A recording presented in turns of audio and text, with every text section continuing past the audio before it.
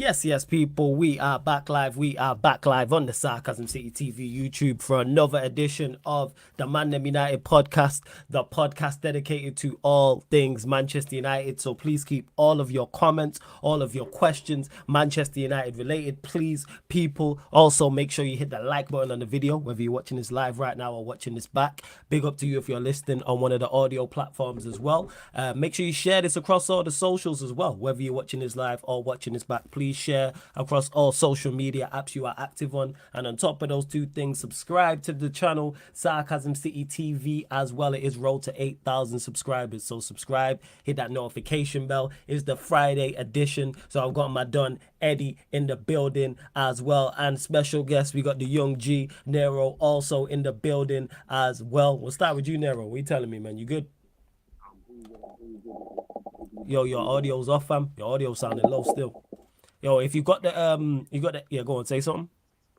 Yo, is it calm Yeah. now? Yeah. That's better. That's better. No, yeah, big up to you, man. Big up to Eddie as well. Obviously, good to be back on here. It's been a minute, man. A lot to talk about.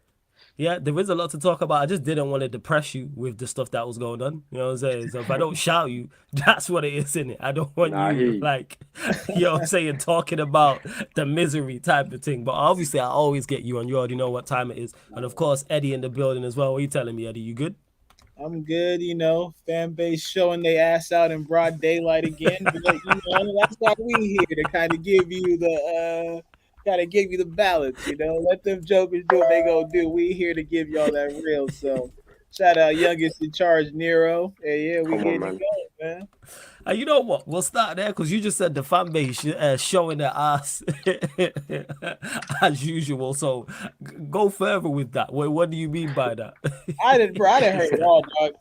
I didn't heard it all, brother. I didn't heard it all. I didn't heard that he needs to be sacked today. I didn't heard give him time. I didn't heard we can't be talking about players like this. I didn't heard Shaw's gonna be missed. Put in Alvaro Fernandes, like, brother. I done heard it all. I forgot too. He's my dog. But hey, Kaneki, there's only some places I won't go. Kaneki went everywhere I won't go. Shout out to Kaneki, man. His comments on the fan calling shows. Big him up, man. I'll ask something to be seen. That's what I will. Yo, say. You know what you needs to have with Kaneki? It needs to be that parental advisory thing kind of bar you play because the disclaimer doesn't do enough justice. Hey, that's why you know what's crazy though. Once Kaneki gets going, I put the disclaimer up and I just leave the disclaimer on the screen. I don't even take it off. Even when he pauses or ask him a question or want him to explain something further, I just leave the. Even he said, pull up the. Nah, you're a real one. Nah, it's needed. It's needed still. I won't go there because you feel me. I just can't. I would feel crazy just going there. But there's some people like, listen, y'all need somebody like that. Hey, bro. Yeah. Out there, nobody say you need a homie who is on 10 because when them on 10 situations happen, he comfortable. He comfortable. He been new to this. You know what it is. So but it's not him. I'm not trying to single him out like that. But it was just hella funny watching his call-in show. So yeah, man. So it's good hearing his call-in. But you know what was also crazy as well? As I was like creating this show and putting the title on the YouTube page and putting the thumbnail together, I just thought it was so ironic that Luke Shaw gets injured and the show with you is the one that was coming up. Hey, they called me your fault. They called me a madman. It's funny, dog. I mean, if I hated being right, that'd be a cold day in hell. So it is what it is. I told y'all this brother couldn't run. What did they say? It didn't say he had a broken leg. They said he had a muscle injury. You know what that means? Go on. The muscles was working way too hard carrying all that goddamn weight. I feel sorry for his joints, man. His joints are going through a lot. And people don't want to, they want to talk about he has world-class. That's how they do it, right? It went from he is world-class to he has world-class qualities. And again, I hate to do this, but I'm going to bring it up. Shout out to some of my American brothers out there who are on Saeed's channel. Brother, I don't know what Luke Shaw did to this American fan base, but he has got us tricked. So I'm trying to figure out how I can get through to these brothers and make them understand that you cannot have a dude built like a middle linebacker playing left back in the Premier League. Nice. That's it's simple. It's simple physiology. Imagine you have a player whose sole responsibility is to go from end line to end line in 100 minutes. Yeah. And the body type that Luke Shaw has. Name another player in the Prem who has that exact same shape and is not injured. I can name you one who is injured all the time. He plays for Chelsea, and his name is Reece James. Yeah, fair enough. Yeah, you spot on. And people I've made that point that they built this, that they are built the same in terms of, and this ain't even a criticism of either of them. They're just both built like that. They're not built to play fullback. I do agree with that. They're both centre backs. We see with Luke Shaw last season. He's a centre back. And he's a very good centre back at that.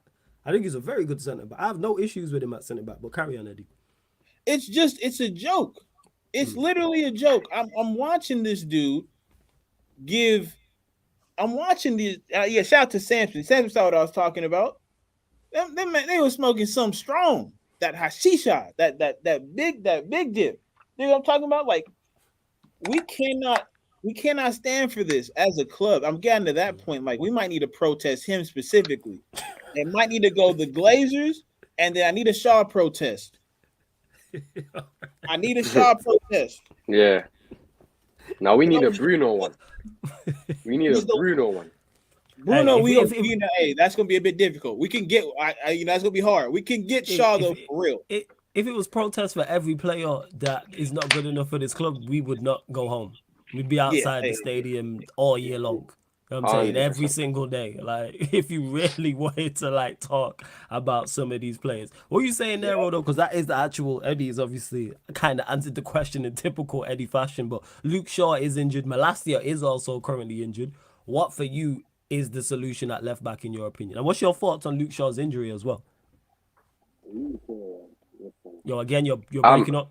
Yeah, go on. Yeah, you're back. Yo, have you got AirPods in? If you've got AirPods in, disconnect them because they don't work well with StreamYard, innit? Yeah. No stress. Before Nero just does that as well, disconnects the AirPods. Me on this in regards to Luke Shaw being injured is I would love to Malacia to have got a run. Hopefully he is back and he's fully fit because I want to see how Malacia does for an extended period of time. We need to see how good he is. I know at worst, squad player. At best, he potentially could be a first choice left back for Manchester United because what Eddie mentioned, that's all the issues Luke Shaw has, Malacia don't have. One thing he has no issue with is being energetic, athletic, aggressive, tenacious, going from byline to byline. When I keep mentioning it, when I went to that Chelsea game and I was watching him because like I said, I was high up and I was like pretty much on the halfway line so I could see the whole pitch. When he got on, he did not stop running. It was crazy. I was like, rah. It's like a Duracell battery. Like the way man would just sprint forward. If we lost the ball, man sprinting back, sprinting forward. I'm like, geez, take a breath. So it's kind of like with Malacia, and I'm not saying he is the answer, people. Don't get him mistaken. What I'm saying is I want to see him get an extended run in the first team. Let's see how good he is. Because we got games coming up. For instance, if he was fit, play him at home to Forest. Play him away at Arsenal. Play him at home to Brighton. Not sure who else we have after that, but 5, 6, 7, 8 games in a row to see the levels he's at. And if at worst he's a squad player, we need to go into the market and get a better left back. However, if he is good enough, go get someone who's a similar age who can push him. The sure at left back's not it. But yeah, go on, Nero. Is my audio calm now? Yeah. That's you coming through clear. That's my okay. That's way better. But yeah, like with Luke Shaw, it's just something that is never gonna end. Like this guy. When you think, sorry, that's mad funny. Yo, man said Luke Shaw is never gonna end. It's never gonna man, that caught me off guard. Sorry, go on, carry on. For me, like the way this fan base are, he could be 38 on his last legs, and people still think, yo, he's world class. Like, bro, this brother, this guy would be on the verge of getting dropped, and then out of nowhere just performs. Out of nowhere, we go bring in Malacia, and then this guy decides, yo, I need to lock him. Like, I don't want players like that in my club, man. I don't need players like that. For me, it's a thing where obviously now he's injured, so we're gonna see something different. It's unlucky for Malacia because I think if Malacia was fit, he not only does he take Shaw's spot, but it gives Malacia more of a reason to start because I feel like Luke Shaw hasn't been performing, so that is Malacia's chance to say, yo, this is mine. This is my spot.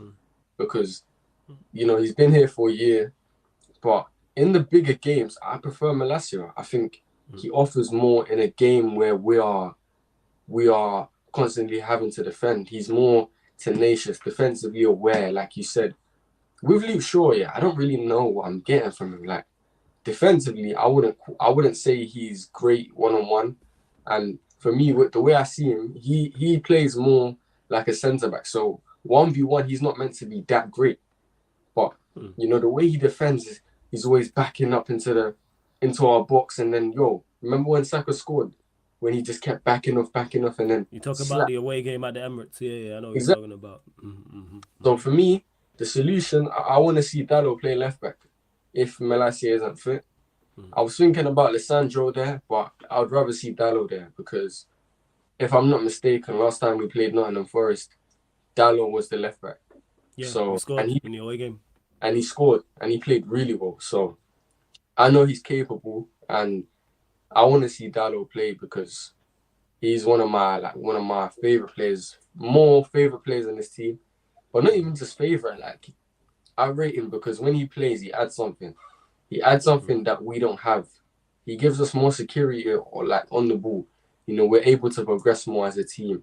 You know, going forward, we're struggling to score goals and really kill chances. He creates those chances. He creates that from right back, going up, being able to play with Anthony, combine with other players if he's inverted or whatever. So, listen, Luke Shaw getting injured, like I don't pray on anyone's downfall. I don't want anyone to get injured, but listen, like it is a blessing in disguise. Like it's gonna help out the team. So, listen, Dalot Malacia just needs to take that opportunity and use it properly because, listen, this guy's just gonna come back into the squad and he's comfortable. That's the problem at Man United. A lot of players, they're too comfortable. They think that whatever happens is not gonna get dropped. The manager needs to start making examples of players like Bruno Fernandes. You know what I'm saying? Bruno Fernandes should be getting dropped after these horrible performances. I don't care if you're a captain. I don't honestly, because he can't say, yo, Ten Hag, like, what are you doing? Because Ten Hag was the one that made him captain. So he can't turn on Ten Hag because he put his trust into you to lead the team. So Ten Hag, for me, has the authority to drop Bruno. And if it means that we're going to win the game and your qualities, whatever qualities Bruno apparently has, is not needed in that game, then drop him. He needs to make the right decision. So that's where I stand on it, man. No, that's fair. That's fair. Where you at, Eddie? Do you agree that it is that, and we'll get into the rumours of Manchester United potentially looking at a short-term left back because of the injury to Luke Shaw? Are you with Dalot? You mentioned Alvaro Fernandes as well. Who would you like to see out of the available options play left back? Hey man, they better not stick that kid out there. Put Dalot in. Let that shit work. Cause right now is a very, very, very, very, very important part of our season. And it sucks that I have to say that in the third game. But we're operating on a nice edge when it comes to the confidence of this team. They see all the talk about how they've been performing. They just lost 2-0 to Spurs. The game before that wasn't anything to brag about. That's facts. So you can't throw a kid into that. Let Dalot go out there at left back. He's done it before. Let them figure it out. Right? Now, with me, I'm gonna be real. Even as currently situated, there's absolutely zero excuses for us to lose tomorrow. Or what I think it's like, Yeah, it's technically tomorrow because Zero. it's 5-2. And just before you continue, people, the reason why I'm not putting comments up on the screen is because StreamYard is bugging out and the comments are not updating. But I will try and figure that out. I'll probably jump out and jump back in and hopefully it works. But I'll get to any super chat to anything like that. But yeah, the comment section is moving. It's not moving. StreamYard's done that before. He did it a couple of weeks ago where the comments wasn't popping up. But I've got the comments on the other laptop people. So any good questions I will get to. But that's why no comments is coming up on the screen. But yeah, go on, Eddie. Carry on. I'm gonna jump out and jump back into the chain. Yeah, do your thing. Shout out everybody in the chat. You know we care about what y'all got to say. Yeah. We'll definitely figure out a way to answer y'all questions or any comments or respond to any comments y'all have. But yeah, I think the low disrespect for me has been out of this world. To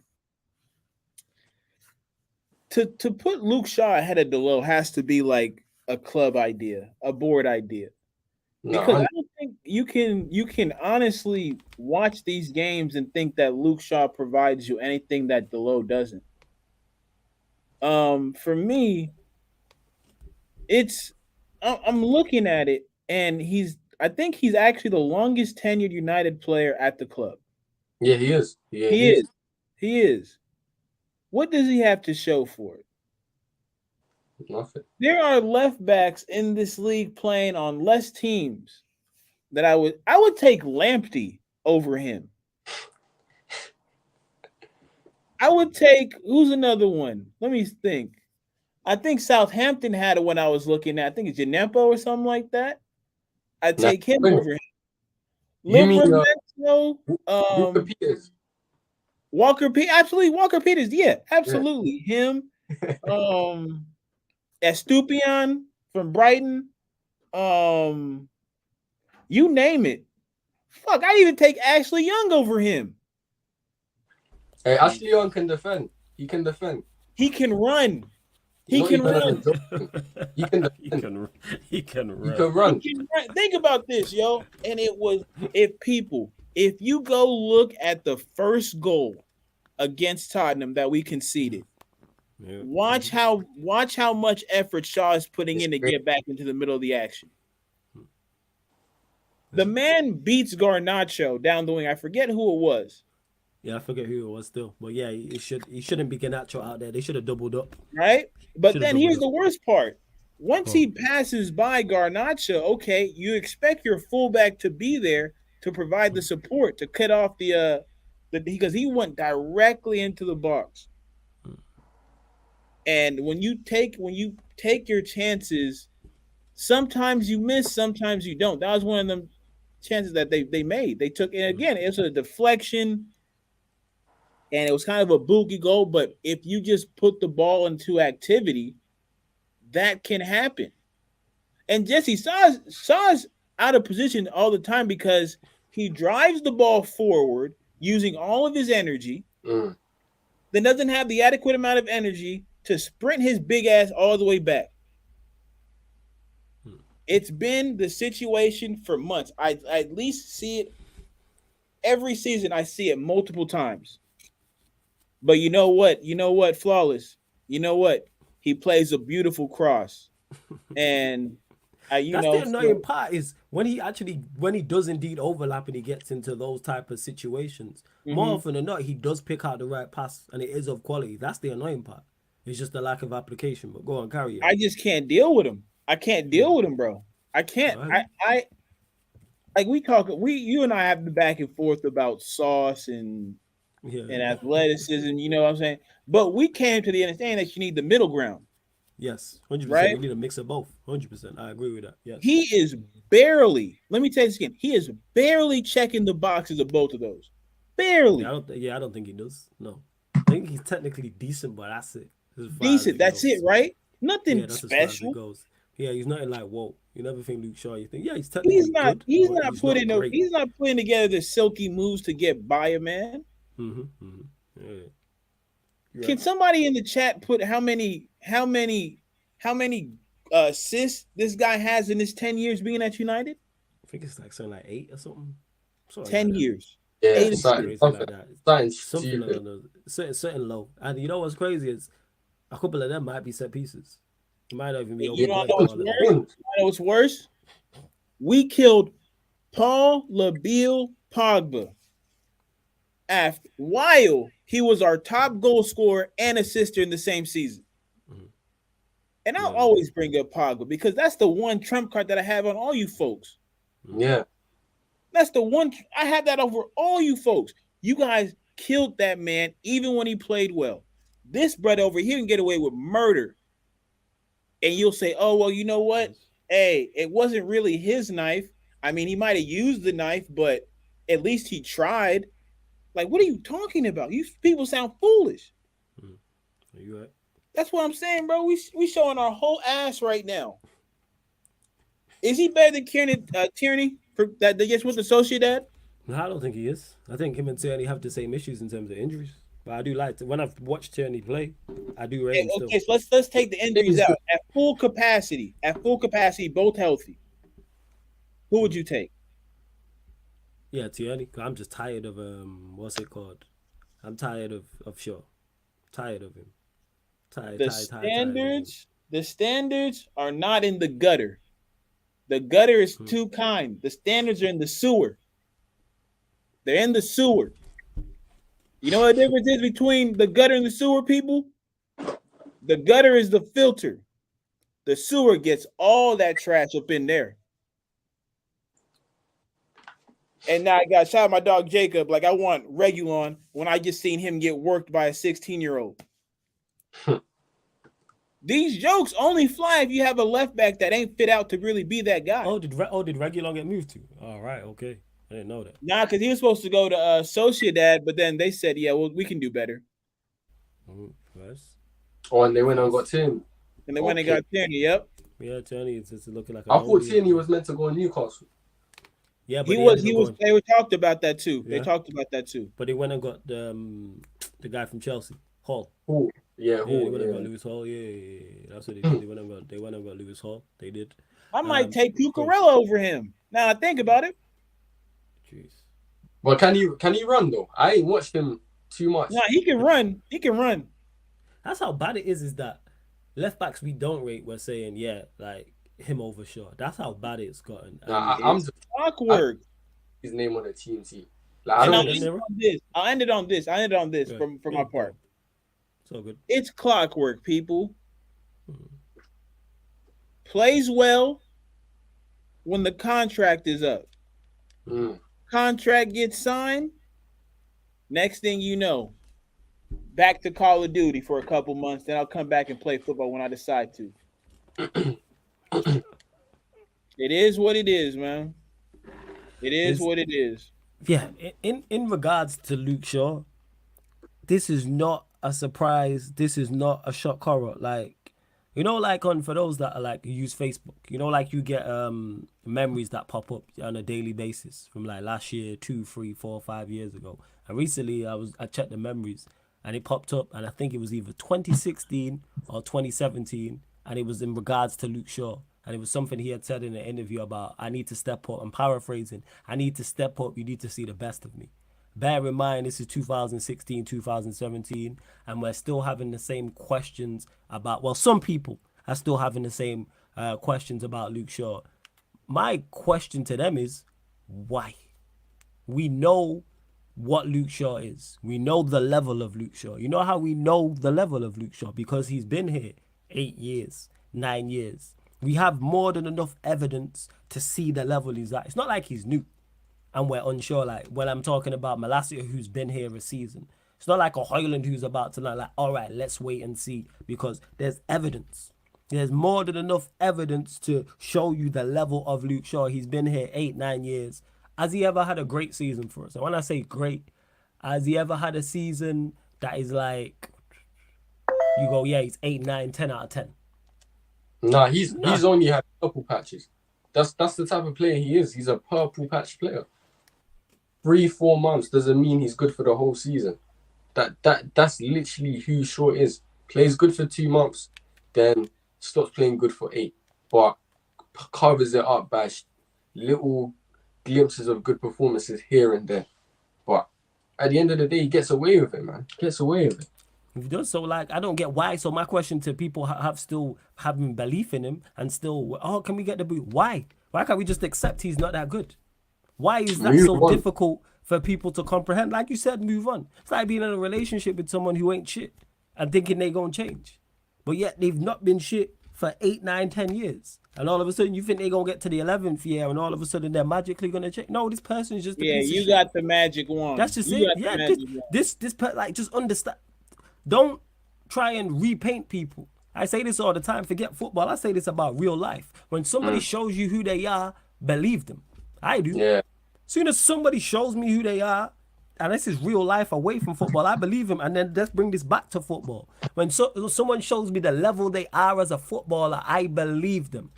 I'm like, okay, this is just where you're at. And where Luke Shaw is at is not good enough for Manchester United Football Club. That's why I don't have the debate no more. This is why I'm not like, oh, can we get the best out of him? I've said all summer long, we need 2 new fullbacks. Luke Shaw is better now as a centre-back. I like him a lot. Back up to Martinez, I have no problem. And I'm surprised when I was saying that. Because when I first seen him at centre-back in a back 4, I thought Ten Hag was losing his marbles. And it worked that game. It might have been the Manchester City game, the first one. I believe it was. And he did very well. So I thought, okay, one-off. Similar to Weghorst playing in the 10. One-off is going to work. He ain't going to try it again. Then he played Shaw at centre-back again. And it worked. And again, and then he played well. And then Martinez ended up getting injured. And Luke Shaw was deputising and played very well. All of his better games last season were playing centre-back. He is a centre-back. Everything about him, all his attributes are best for him as a centre-back. Because he doesn't have to deal with them electric, direct wingers.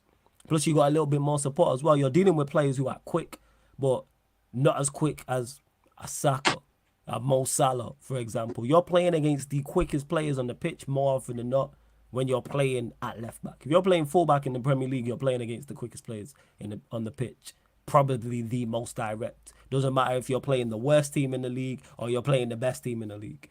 It's a very it's a very tough ask, and Luke Shaw's just not up to it. And you know how I know Luke Shaw's not up to it? Because I've seen it for 8 years. This man was here when Van Gaal was here. So why are we still waiting on him to become good? But in regards to the actual injury itself, it is a blessing in disguise. I don't wish injury on anybody. But it is a blessing in disguise because it now forces Ten Hag to play somebody else. And do I think Dalot's the answer? Don't get it mistaken. Overall, no. But is Dalot a better fit for that position? Yes. I like the fact that we got Wan-Bissaka and Dalot playing as our fullbacks because I know what they're going to give me to an extent. Dalot will at least attempt to overlap. He's going to attempt to be an attacking and he can invert as well. He's good enough to invert. He can overlap.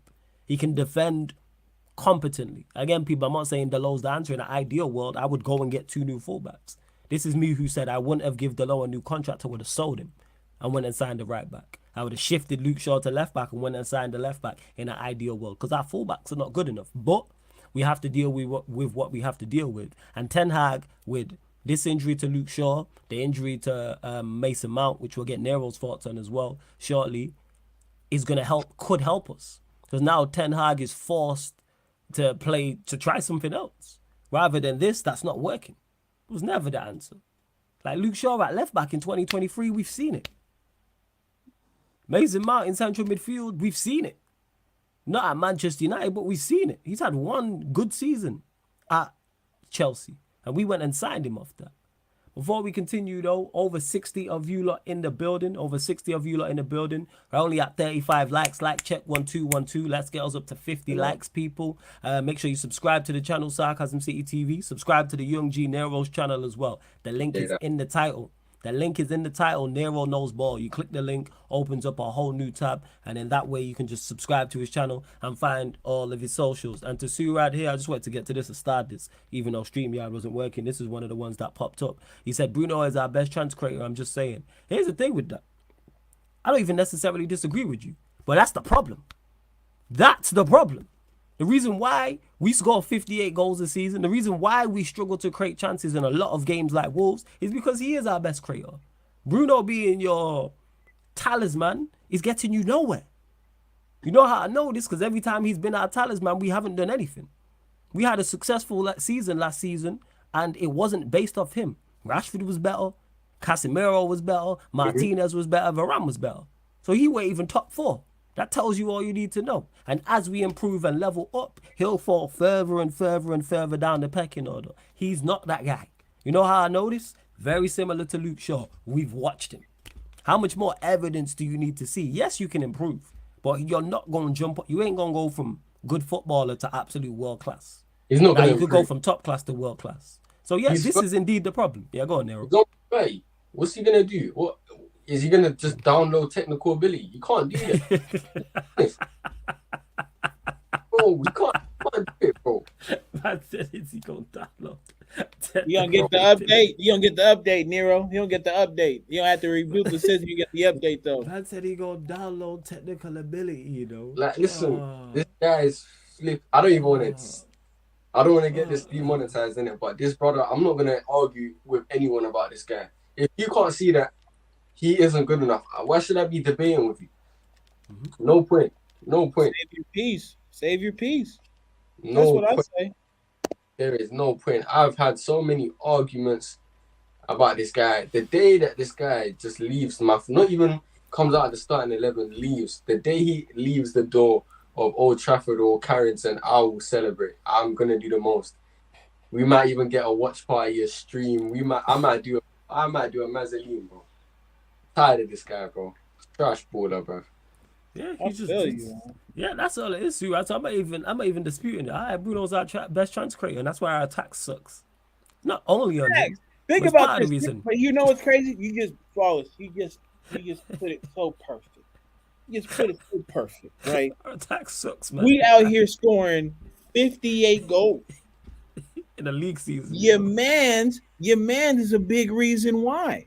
If he's our best chance creator, a big reason we're only scoring 58 goals is because he's creating most of our big chances, quote unquote. Because here's the thing people gotta understand about stats, right?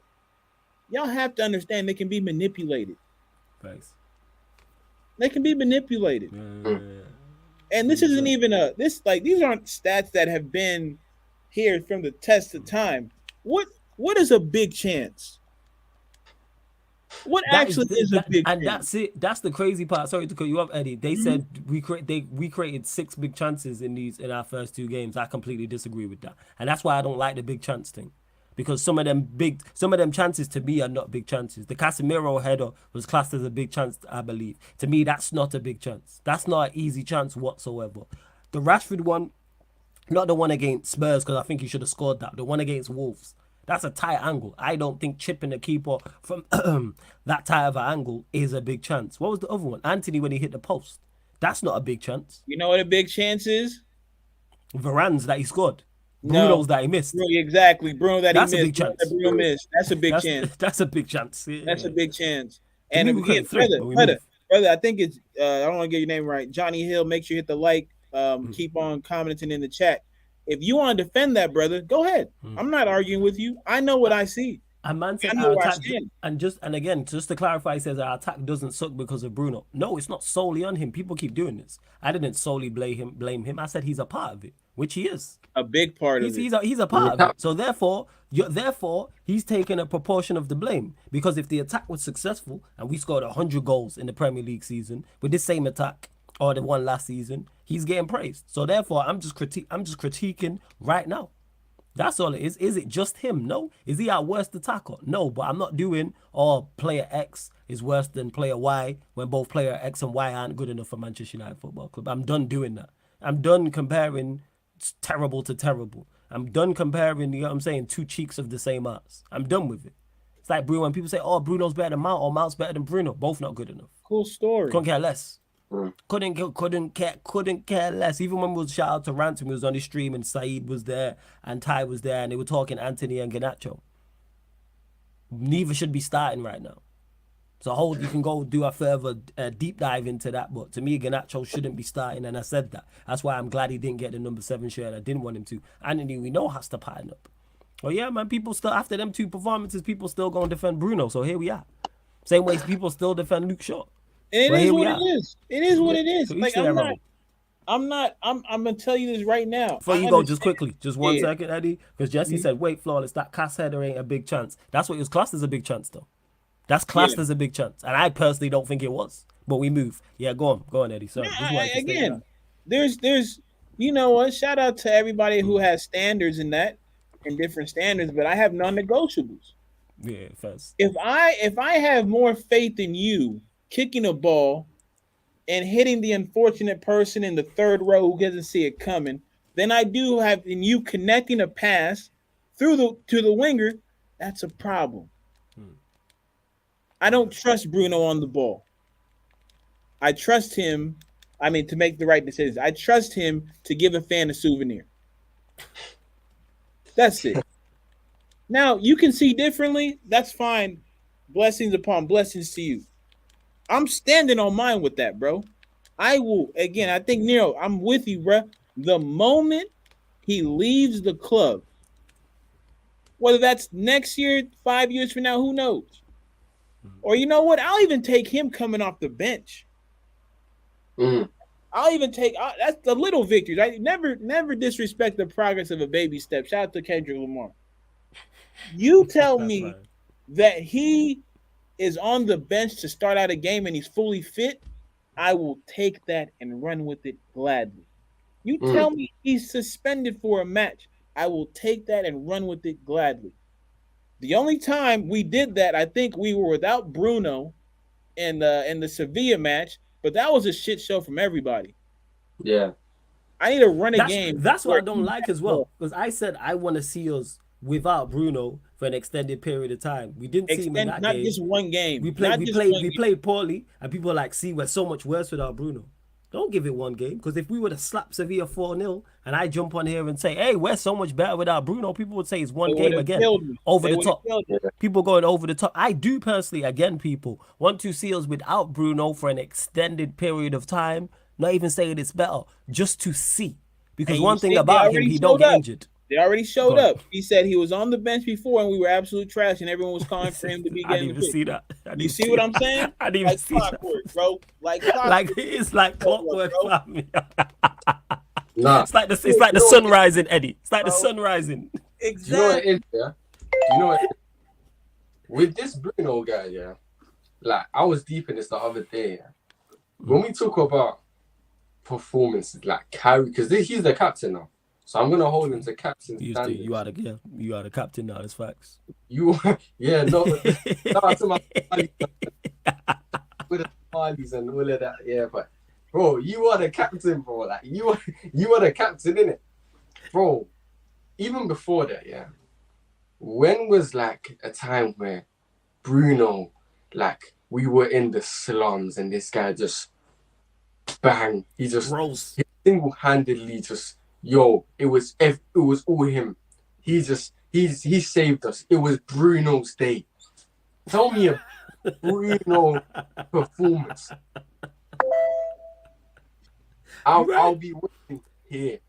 You right. I'll be waiting. Right. I'll be waiting because no one can tell me. People are gonna say to me Leeds. They're gonna say to me Leeds like we didn't steamroll them. That's not a performance. Obviously like it's a good performance, but that's not a performance. Look at Pogba. He stopped Man City from winning the title. Yeah, he did. That half. Yeah, he did. Nero, the tears will start flowing, dog. Please don't bring up his name right now, dog. I don't need this right now, dog. That performance, I don't care. Yeah, warranted everything. Like that just showed that's £100 million performance. That is a proper general performance, you know what I'm saying? Like Bruno ain't never ever had a performance. When the going gets tough, this guy runs from the grind. Villarreal final, FA Cup final, all the semi-finals we had under Ole. Listen, I could go. Talk about it. So I could go on and on and on, but it's boring. Like no one can chat to me about Bruno Fernandes because I'll just tear you down. I'll just tear you down. So I'm just going to ignore all the Bruno propaganda, everything, because you will never, ever be able to convince me. I don't care if this guy scores 20 goals this season, bro. I think here's the thing, Nero. If he scores 20 goals and performs well, and like you said, and I eloquently put it, and I always quote you when you say it, and we get a Bruno day, guess what I'll do? I'll sit here and say, hey, props to Bruno, because it's much easier for those that have played football at any level, never mind the highest level. It's much easier to play well when everybody in your team is playing well. It's much easier to play well when you're 2-3-0 up. That's much easier to get on the ball and try things. What about when you're 2-0 down away from home? You can't do it. That's when it's much tougher to perform to a high level. And it doesn't always happen, but great players find a way. And that's just what it is. And even forget all of this, what we're talking about, Bruno. Let's talk about this season. Let's talk about his 2 performances this season. Both poor. I think that's fair to say. Neither of them have none of them have reached a 5. So even if he plays well against Forest, so that's 1 in 3. Because now we've gone to the start of the season. I'm going to keep count.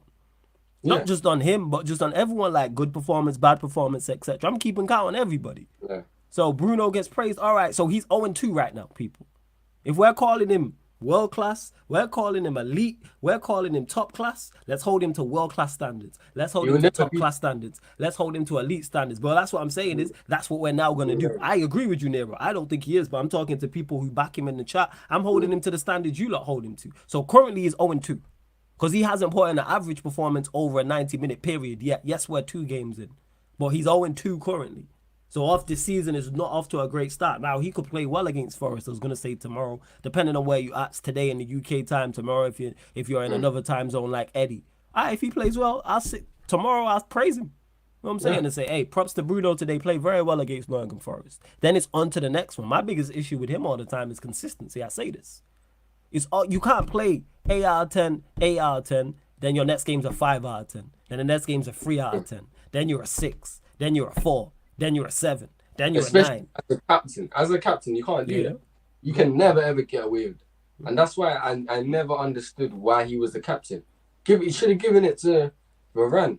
Varane, every game, this guy will give you minimum 7 out of 10. Yeah, he's 7 out of 10. Yeah. And this is the guy where when he first came in, I was like, yo, this guy is a light-skinned Chris Smalling. Like, yo, like, he's just a French Chris Smalling. I was on him, and he's turned it around. Like, so it's not even a thing where I have agendas. I don't like having agendas. But, bro, this guy's never going to be good. Like, he never will be good. Bruno Fernandes, a lot of people don't understand. Like, there is a reason. I think people are not understanding. There is a reason why he was at Udinese at 26, why he was at Sporting at late. Udinese? I didn't know he played at Udinese. Udinese before he went to Sporting. Okay. And if you... Oh, shit. So they shipped it. So he got his move from Portugal to Udinese and then went back to Portugal. Okay, interesting. No. He was at Udinese and then went to Portugal. But who? No. But what, did he not come? He didn't come through the Italian youth system, did he not? Oh, yeah. The Portuguese. Surely he came through the Portuguese youth system. Surely it's a Portuguese team. There's no way. Did he come through early? Did he come through the Italian system? That would just seem strange. Him being Portuguese, because most players where they're from, that's the youth system they come through, to my knowledge anyway. Again, someone in the chat, correct me if I'm wrong. And just quickly as well, I wish I had the comments on for this, but people, Carl Davis says, flawless, putting them receipts in the drawer. Oh, yeah. Drawer full of them. I remember everything. Because when I'm wrong, which is more often than not, because I get more things wrong than I get right, people remind me, and I take that. I hold my hands up. I don't run. You know what I'm saying? There's certain people you see in comment section talking this, that, and the third about Mount, which we'll get onto. Now he's at them 2 games, you don't see their names. I don't run, I don't trip. When players I've praised perform poorly, I'm still here. I still click go live. I hold my hands up and say, you know what, I called that wrong still. But a lot of other people don't do that. So yeah, we keep him receipts, 110%. And just quickly for man who said about same energy for Rashford. Of course, same energy for Rashford. Rashford's been poor in these past 2 games, but he had a good season last season. Talking about him, we just not talking about him right now. Yeah. If you want, we could have titled the episode "Where is Rashford? Where in the world is Marcus Rashford?" Yeah, you got to step up. Stop playing with us like we don't got smoke for everybody, dog. Yeah, you know this, man. It's same energy for everyone. I'm just saying with Rashford, he has credit in the bank with me because last season he performed well. I needed a big season for him. This is just my personal opinion. If you disagree, cool. He delivered last season because he was pretty much out there in attack by himself. And we had a successful season in terms of offensively off his back. You know what I'm saying? I think he got 17 league goals, which is a career high. And we scored 58. He had little to no help in attack. And he got assists. And I believe his overall game was better. That doesn't mean his overall game is perfect before someone jumps in the comments saying that. I'm not saying he's world class. I'm not saying he's Mbappe levels. I'm just saying I seen an improvement. I needed an improvement overall from Marcus Rashford, and I got that last year. How can I criticize? I said I wanted more goals, he got more goals. I said I wanted more assists, he got more assists. I said I wanted your overall play to be better, and your overall play was better. That doesn't mean all three of those things I mentioned are at the level required, but for that season, yes. He's a big part in us winning the Carabao Cup. Big part in us getting to a FA Cup final. Big part in us finishing third in the league. He's a big part in us being able to bounce back. And I think we only had back-to-back defeats twice in the entire season. He's a major part of that. People might not like it, but that's just the facts in terms of performance. Now, his first two performances, poor. He has to pattern up. 110%. Still over 60 of you locked in the building. Girls up to 50 likes, people. Shout out to all the viewers as well. Like I say, StreamYard bugging people. That's why I'm not putting your comments on the screen. StreamYard having his moments. And Jess says, I'm still looking for Don KJB. So am I. I'm saying, man was wrong and we ain't seen him since. The prime example of what we're talking about. But if you're watching Don KJB, big up, man. We forgive you, man. It's only football. Come back to the comment section. It's really not that big of an issue. Flawless. Yeah, go on. I just saw it here, yeah. So, this Bruno guy started his career in Boa Vista. It's a Portuguese. Okay, yeah, Portuguese team, yeah, Boa Vista, yeah. Then moved to Novara. Then moved to Udinese. Then moved to Sampdoria. Then from Sampdoria went back to Udinese or like something like that, and then went to Sporting. Then went to Man United. What I'm trying to say, if this guy, was, because sometimes you get in football where there are players who are hidden talents and whatever. So you get late bloomers. They're rare, but you get them like a Didier Drogba, for example. If Bruno had any talent, he's playing in the Italian league, sure, or even the Portuguese league. Not even Portuguese league, Italian. You're playing in the Italian league, and the best move you could have probably got at the time was Sporting. At like the age of like 24, 25, it's concerning, man. It's concerning. And then the fact that we, Man United scouts, knew that, like this guy gives the ball away too much, but like it can help Ollie out. Like the Man United scouts were against signing. Bro, go look it up. We all know this. Man United scouts didn't want to sign this guy, but Ollie had to sign him because, the output was there. And now we're stuck with this guy. There's even videos of this guy playing against Pogba when Pogba was at Juventus. And he was at Udinese. People, after this, go watch that, because the way Bruno plays then was the way he plays now. The decisions, like shooting when you don't need to shoot. Who does this guy think he is? Like, the way I just see him, he ain't done nothing in football for him to command any respect. Like, if I'm Sancho or if I'm just like Sancho or any of these players, I'm like, you're my captain. Any players of talent. Like, that's the captain. This guy that was at Sporting, Udinese, all of these weird teams, bro. You were there doing nothing, not making noise. You weren't even meant to be here, and I'm meant to listen to you. It gets me so annoyed because, like, even when he's playing, this guy is always complaining when someone loses the ball. Like, how? Like, what? Like, he will get onto like players for losing the ball, but you are the king of losing the ball, bro. You are the king of that. So, like, me personally, this Bruno Fernandes guy, listen, the battle is still going on. I'm still fighting people with this, but I will win the war. I will definitely win the war. 100%. See that? This is a war I don't want to win because I want him to be as good as the fans say he is. Because if he is, we have one hell of a player and one hell of a talent on our hands, but we just know he's not. Speaking of that, moving from one midfielder who's moving underwhelming to another midfielder at Manchester United who is moving underwhelming. Currently injured, 4 to 6 weeks, they're saying. Mason Mount. Nero, first and foremost, thoughts on the injury. Man smiled, Man smiled, You know what? I'm Man just smiled. All right, go on. All real to you, Go on. I don't want to do conspiracies, but this is not injury, man. Talk about this it. It's not an injury. I'm telling you now. This. When did he get injured? In training?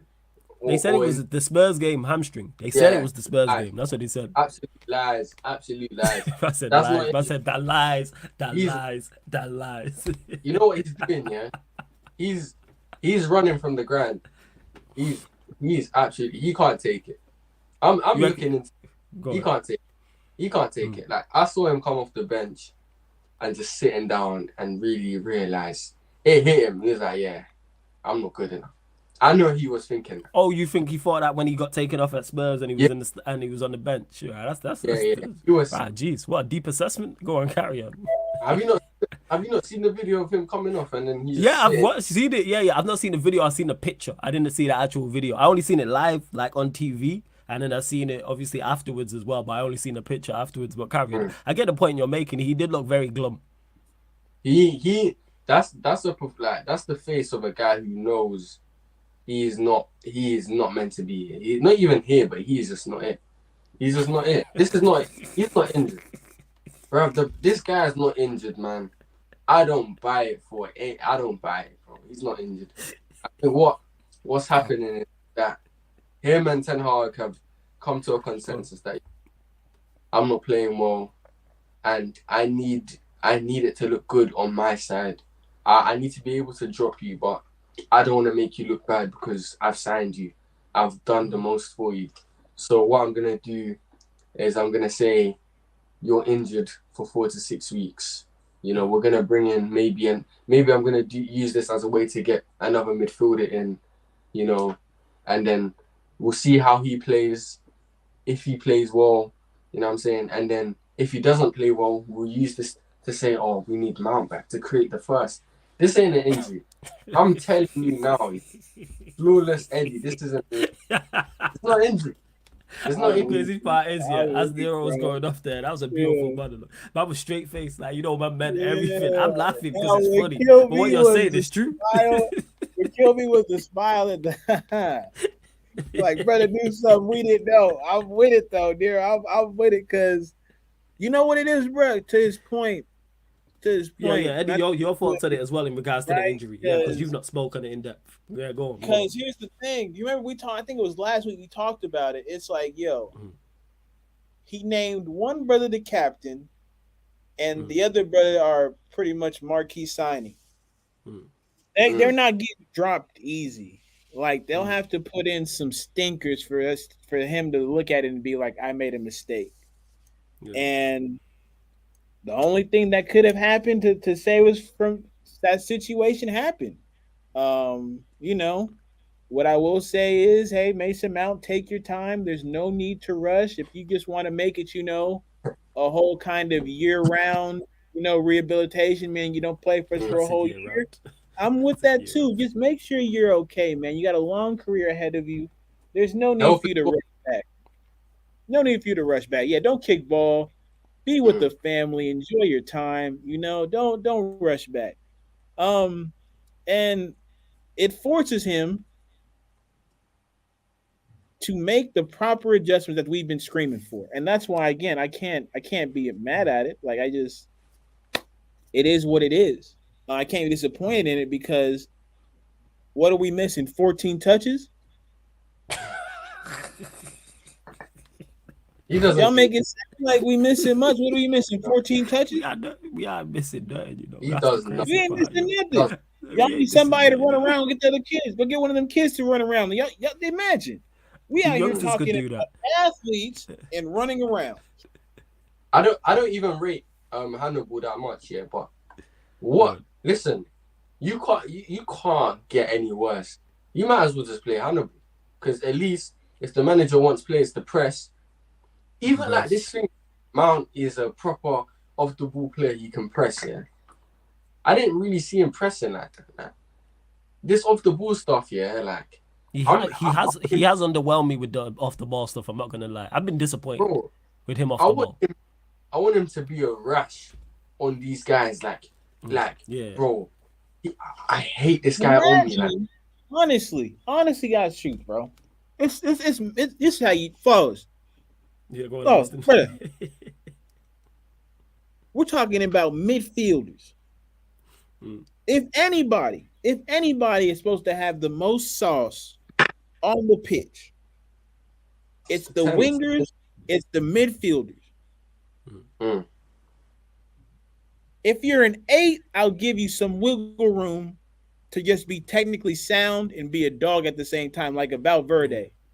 Valverde's not, you feel me, not the most technically gifted, but he has enough and he's a dog. Yeah. Not, you feel me? Leave that to Cruz, leave that to Monty, leave that to them lot. Bro, we're talking about a midfielder and his running ability. Like I said, I got Kenyans that can go get you runs. Shout out my East Africans. Y'all want to talk about runs? We got them for days.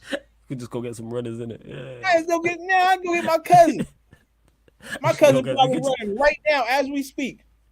We could go to the motherland and pick up some runners. I was saying if you really want to. You really want? You talking about running? Look, I look like a marathon coach. We running the London Marathon. You running the Boston Marathon. That's what we doing. That's how we get bad though, Eddie. That I gotta give you your credit. That's how bad it is that we discuss running when it comes to Mount. I like Bruno and things like that. We're talking about football, and the first thing we mentioned is running. Go on, carry on, yo. We mentioned running a lot, yo. Talking about like they make that a part of the conversation. What he does off the ball. What? What? Man, y'all better miss me. Y'all better miss me with this. Y'all doing too much, man. It's big. I need HK ASAP, and I want them to look at the whole thing and be like trash. Just take it all down. Like how you got that old ass poster in the room, and you so mad looking at it, you just tear it down. That's what I need to have. Yeah, 100%. Tear it down.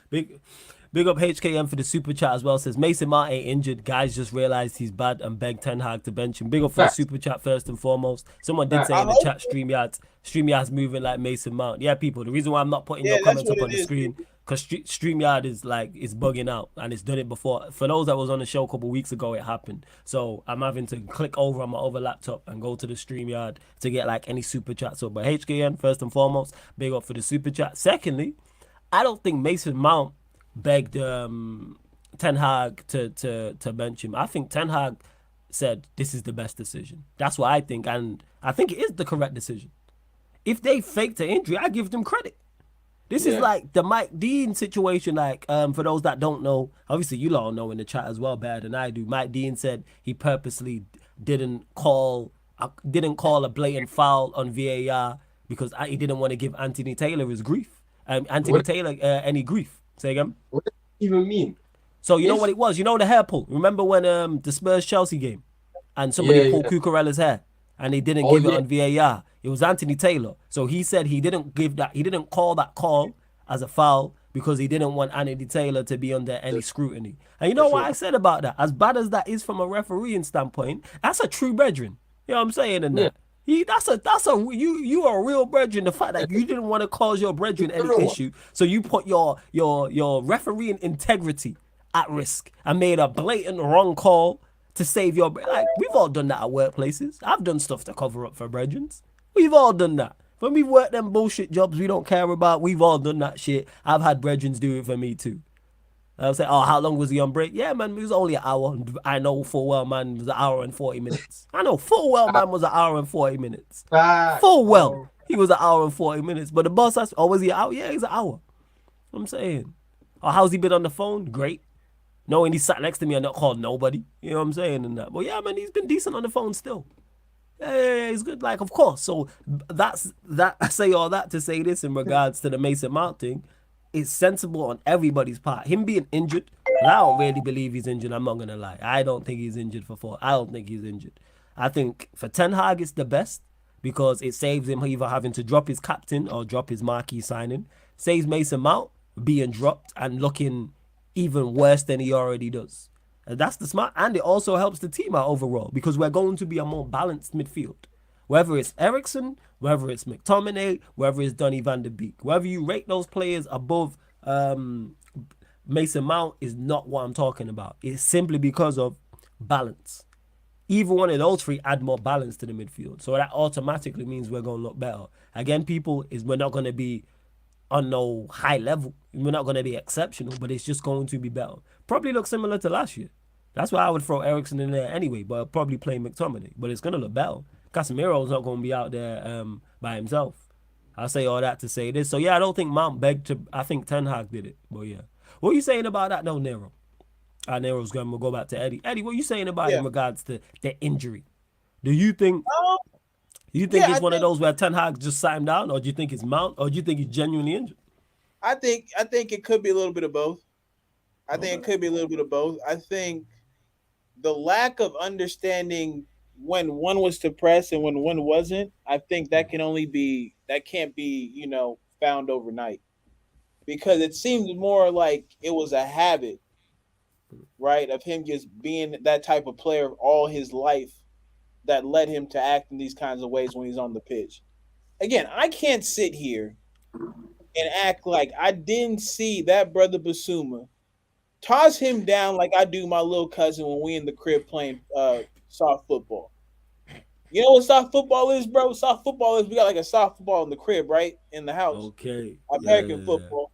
And he's about 3 to 4. So he ran around. He's starting to get his bangs and all that. And we want to get him into sports. We got too much goddamn energy. He need a badass little boy. So hopefully somebody knocks some sense into him one day. But we'll leave that for them. And so I'll like pause. I'll be on my knees with the football, and I'll run on my knees, just trying to dodge him.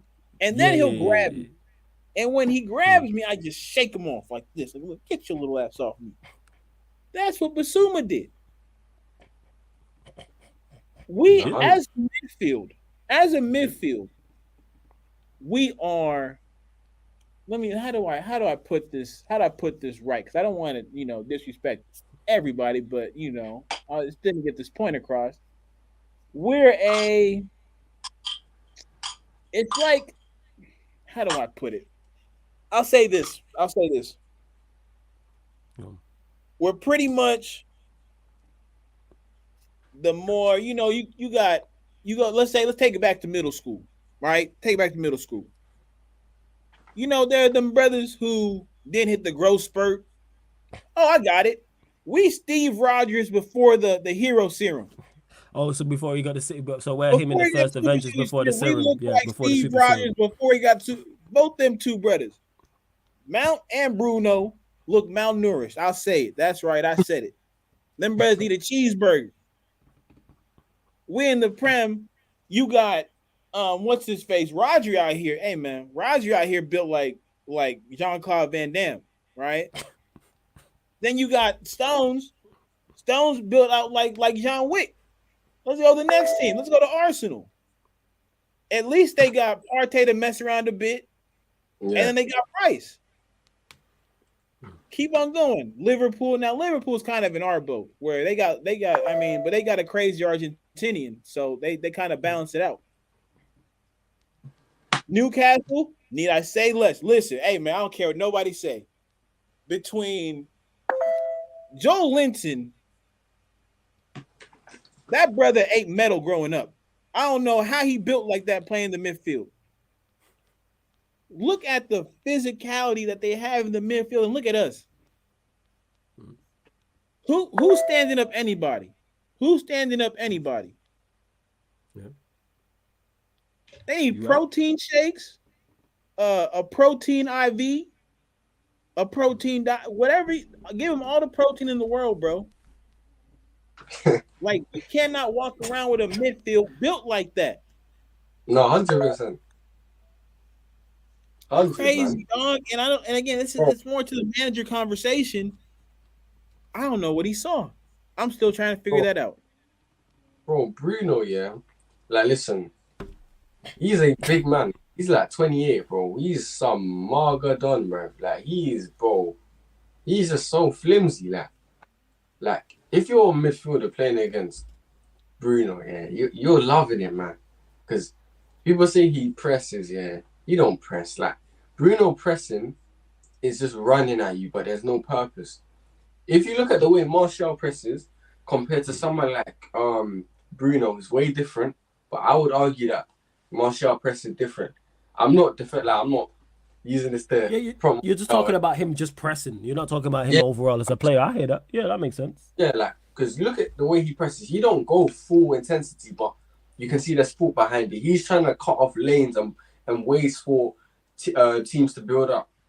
You see Bruno just straight running at people, but he doesn't really phase anyone, because by the time he gets to the player, the ball's gone past him. Or you can just turn out and go past him. Look how many times this guy, yeah, bro, he was toying us, man. That is, yeah, when you play against kids, you just do whatever you want. You just do skill. Yeah. I do that when I'm when I'm playing against my little brother. I just brush him aside, yo. Brush him aside, man. He was doing back heels and that, fam. Like against my midfielders. Against my team. Quality though. I wanted Basuma. When he was at Brighton, I wanted Basuma. He's a good player, bro. I'm not even obviously like a player like him can do that, but bro, we saw even the game before that. We saw Cunha, a guy who can't shoot. He literally was just dribbling through our midfield. So I saw a video today where it was like Ten Hag was saying the problem with the game on Saturday against Tottenham was the attack and the back. So he said the front and the back and not the middle. He said, the midfield was good. It was like, yeah, the midfield was really, really good. You know, they did what we wanted. But we know why you're going to say that, though. We know we don't believe that. Of course. It covers his mistakes. He covered his mistakes. He defended it, which I get. Obviously, I don't think he's saying that privately. You're going to do that. You ain't going to crash on Bruno and Mount. You definitely not. You ain't going to crash on your new signing, marquee signing for 60 M's you chased, and your captain. Even though don't get me wrong, they're at fault. But he isn't going to do that. Like, and I say that you don't critique. You never criticize players heavily as a manager. Because that never works out well. That's just my personal opinion. But go on. I agree. I do agree. But with Ten Hag, yeah, it's just like he needs to learn very quickly, because not everyone wants him in charge, you know.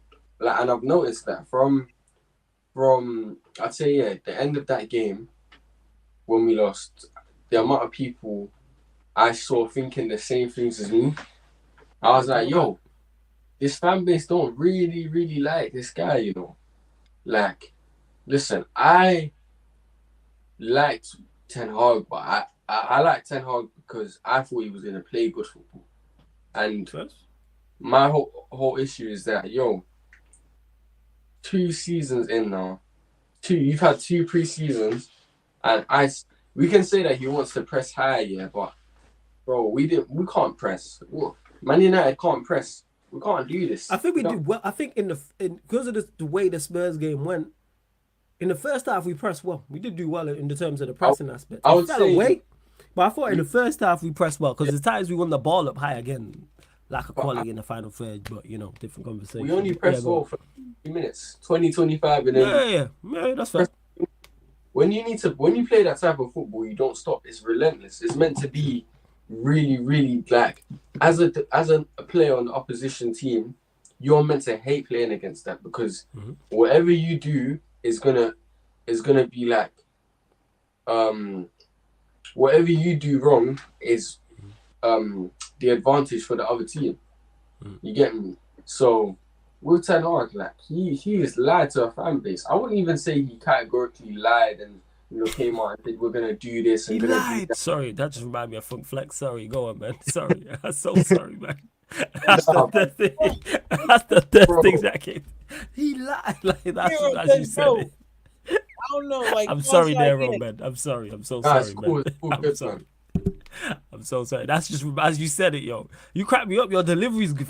Even though you're telling like the truth, the way you're very much like Eddie. The way you tell the truth is hilarious in it, because you deliver it with a straight face in it, and the tone and the tone and you know what I'm saying. And what's the word I'm looking for? The tone and the cadence is hilarious. But go on, carry on, man. My bad.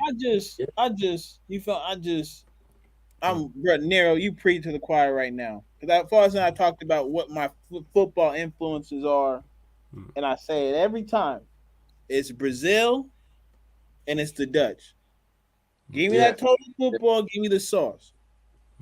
Right, and then Ronaldo is sprinkled in there too. But hey, shout out to Ronaldo. See, I'm doing Ronaldo shouts out for the hat trick in the Saudi League. We see you, big dog. I'm just like, when he came to the club, I'm thinking to myself, thank you.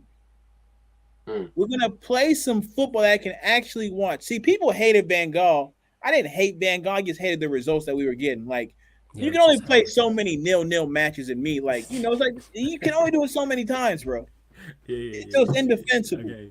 But I enjoyed the idea of us having the ball more than the opposition, us looking for weaknesses, exploiting them, and having players who could play in multiple roles. Like, Daley Blind doesn't get enough credit for what he did while he was here, but I understand why, because it was kind of like the type of football that isn't necessarily celebrated by our fans.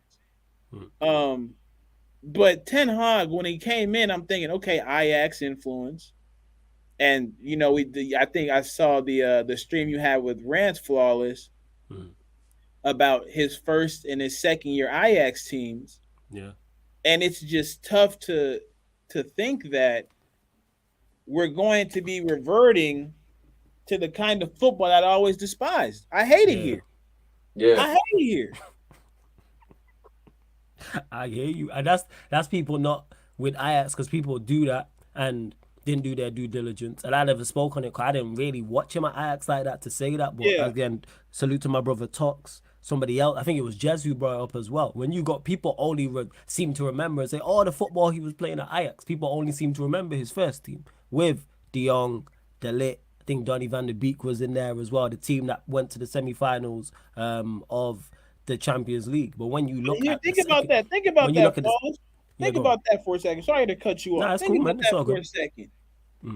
You were more successful playing football a certain kind of way. First. The second time around, you switch it up, and what happens? Yeah, you weren't as successful. Yeah, I hear you. And I think, again, part of that is with the Premier League, because I think initially, and like I say, people in the chat, when a YouTube man think I'm wrong, that's cool, and we'll discuss it, poke holes in this after I've landed. The initial plan was to play how he played with the first team at Ajax. Hey, yo, I'm gonna be right back. No stress, Eddie. Yeah, no stress, Eddie. Do your thing, man. Do your thing. It's all good. I think the initial plan was for him to play the Ajax way, and that's why we was in for De Jong. That's why we then, when we didn't get De Jong, we went and signed Eriksen. But then, wherever it was in the Premier League, he decided to switch his philosophy and his thought process, because since we didn't sign De Jong and we signed Eriksen, we've not been linked to any midfielder of that type. There's no Kimmich, there's no Verratti, there's no deep-lying playmaker who's technically sound. There's not a Kovacic, for example. Whoever you want to go and get that is that kind of ilk. All of the midfielders we've been linked to, Amrabat, Mount, who else we've been linked to? Goretzka, anyone with any sort of vim who we're actually looking at, all runners. All legit been runners. And I'm not saying that's right or wrong. I'm just saying that's the manager's thought process. To me, if you're going to go get runners, cool, but go get quality alongside that. Because people getting mistaken. Manchester United don't have pace and power. I've been screaming about getting pace and power in this side for the longest. We need pace and power. We need athletes. We don't have that. Bruno's just energy. There's a difference. Mount's just energy. Just because you're energetic doesn't make you an athlete. We were just talking about, Eddie was talking about playing, you know what I'm saying, football, I'm saying, with his younger cousins. I'm talking about playing football with my little bro. They're energetic. Doesn't mean they're pace. Little kids are energetic, but it don't mean they're pace and power or athletes. They're just energetic. There's a huge difference. And that's what we don't have in this team is athletes. Again, people, I say all the time, football, in particular the Premier League, is an athlete's game. If you are not athletic, your other attributes have to be exceptional. And we don't have enough athletes. We don't. The reason why Rashford has the success he has, and when I say that, I'm talking about goals and assists, is because he's athletic. That's why there's always going to be, even whether he stays or goes at Manchester United, he will always score goals.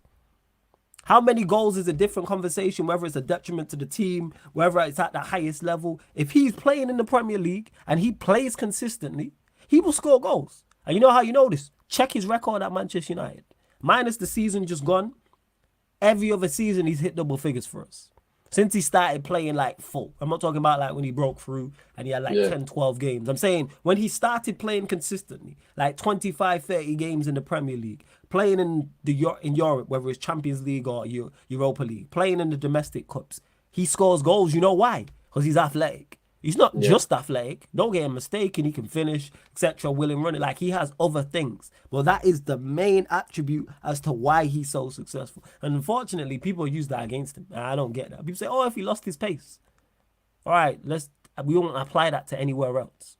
We wouldn't take someone who's being successful in any field and say, oh, if you take that away from them, then they're not the same. That's like someone saying, oh, Flawless. Someone saying, oh, Flawless is only has success as a content creator because he's funny. Take his humor away, then he wouldn't be the same. But I have my humor. What kind of shit is that? Like that, we don't apply that to anywhere. You get what I'm saying? You don't apply that to anywhere else. Like Lewis Hamilton being a fantastic Formula One driver, and then someone saying, right, if you take away his eye-to-hand coordination, he wouldn't be the same driver. But he has his eye to, like saying, oh, Roger Federer, take away his backhand, terrible. But he has a his backhand is phenomenal. Like, what we talking about here? Oh, take away Rafael Nadal's athleticism on a tennis court, he wouldn't be the same. So but we don't do that anywhere else apart from football. We don't take away, oh, Usain Bolt, greatest sprinter of all time. Take away Usain Bolt's pace, he wouldn't be the same. Excuse me?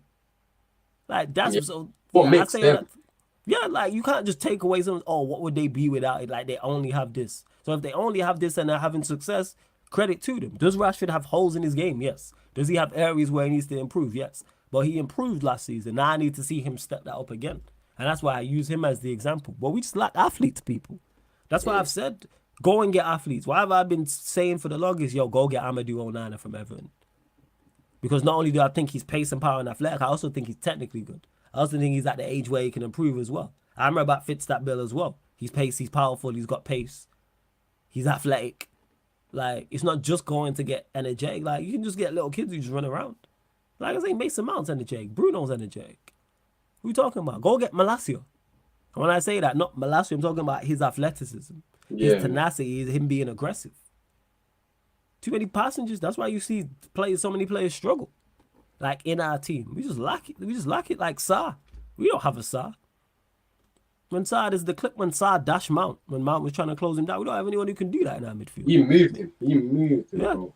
Just physicality. Yeah, go on, fam. He's younger than Mount, bro. And he just brushed him like he wasn't there. Absolutely just moved him, bro. Like, that's the difference. But my anger for Man United is the fact that you just can't keep the ball. Just can't keep it.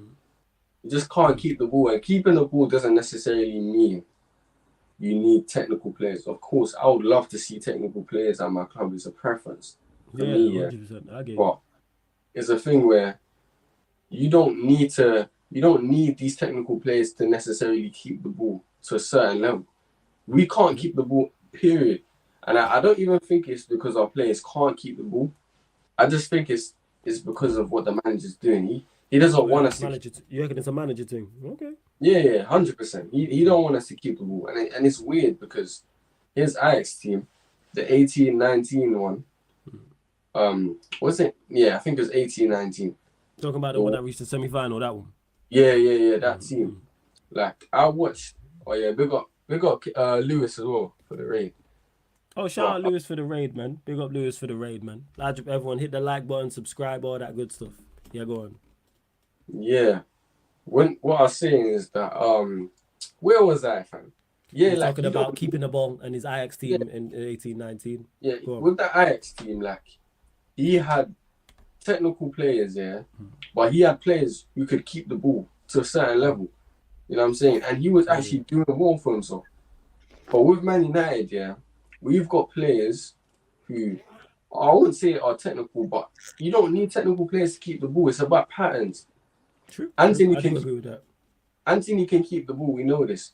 Even though Bruno is a guy who doesn't know how to keep the ball, I believe, if you coach him properly, he can keep the ball, but to a minimal level. but it would Shit, still you a be better man than me. I think it would still be effective. Like if Pep took Bruno Fernandes right now and put him in Man City, he would try. Because you know what he'd do with him. And I've said this before, he's Park Ji-sung. So for those that ain't old enough to know, Park Ji-sung was a very pivotal part of successful Manchester United sides. Of the Manchester United side in particular, the Rooney, Ronaldo, Tevez one. And he was the defensive one. He was a spoiler. Very similar to Bruno, not in skill, people, I'm talking profile. When we needed somebody to do a job on a fullback or a creative midfielder, that was his job. For instance, one time we played AC Milan. Pirlo, for those that know about, I'm sure everyone knows Andre Pirlo, one of the best central midfielders we've ever seen. Park's job, that entire game, was to stop Pirlo from playing. And we've seen Ten Hag use Bruno like that last season. That's why I played him wide right when we played Barcelona. All right, invert and just be a spoiler. That's why I think a Pep or somebody would do with a Bruno. Like, you obviously don't go and sign Bruno. No, I don't think he does. But I get what Nero's saying in the aspects. But go on, carry on, fam. Yeah, like we just don't know how to.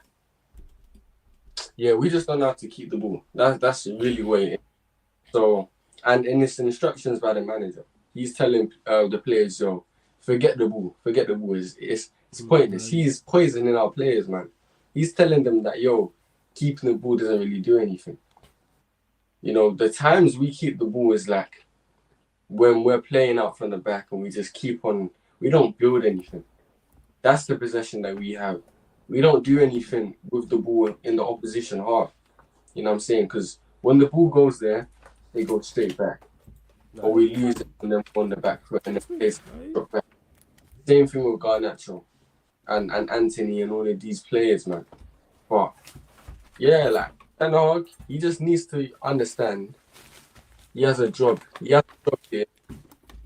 What are you trying to do? Because the longer he waits here, bro, the quicker he goes. Because people are not going to sit here and wait for him. I agree with that. This can't carry on.